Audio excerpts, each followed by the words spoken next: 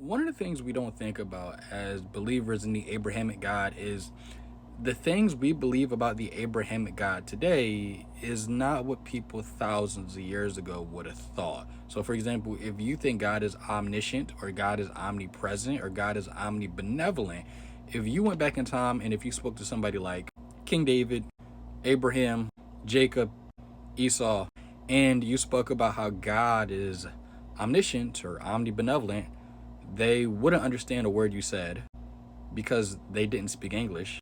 But they also wouldn't understand the attributes you're talking about if you could speak Hebrew, because omniscient and omnibenevolent and the omnis, those are Latin terms.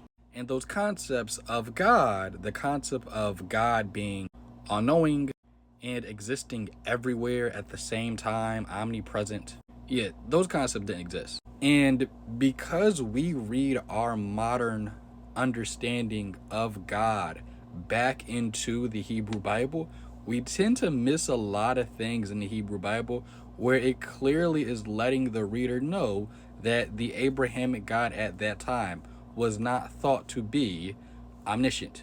So this is Genesis chapter 18, and this is a conversation that God is having with Abraham. And at this point, God is embodied. The God of Abraham is embodied. He has a body. He's talking with Abraham about Sodom and Gomorrah.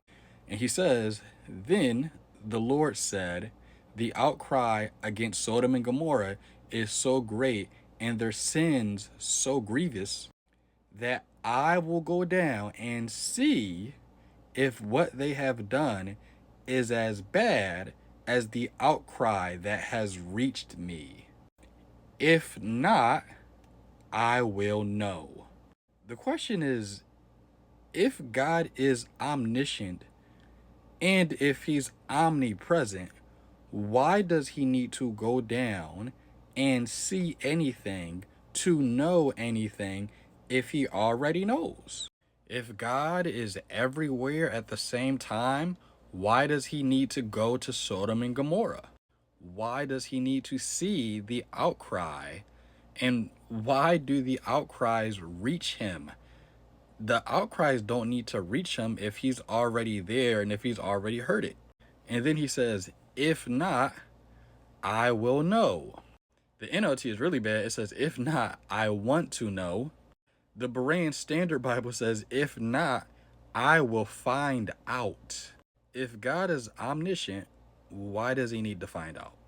Because at this point in history of the Hebrew Bible, Yahweh was not considered to be omniscient, because that is a later theological attribute that came later that us modern readers read everywhere in the text. Now, I do talk about way more of this stuff in my book, Reading the Bible with the Mind of an Ancient Israelite. Now, the solution to this issue, which is not really a big deal, but the solution to this issue is God is not really not omniscient. God is not actually not omnipresent. However, when God revealed himself to these people just couldn't understand the concept of something being omniscient, something being omnipresent. So God just simply met these people where they were at. I talk about this in my first book, Secrets of the Bible from the East, Volume 1. There's 3 books all together that come in a bundle. You can get them by going to the link in my bio.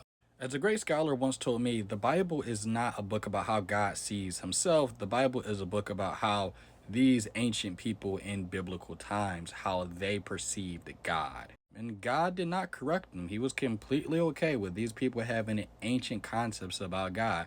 And as God dealt with these people more and more, he revealed more about himself as time went on. The revelation evolved until we get to our understanding of God even today. You can get my books by going to the link in my bio if you want to support me. The discount code for the bundles today is FACT, F-A-C-T. And don't forget, share this video around, follow me. And what do you think? Do you think that God is omniscient, or with this information you just learned, have you changed your opinion? Do you think that God is not omniscient? Remember, this is not what I believe. I'm not explaining my beliefs about the biblical text. I'm simply explaining what the original audience would have thought about their text about their God, and you are free to form your own opinion. On that note, good luck, good night, follow me, books are in my bio.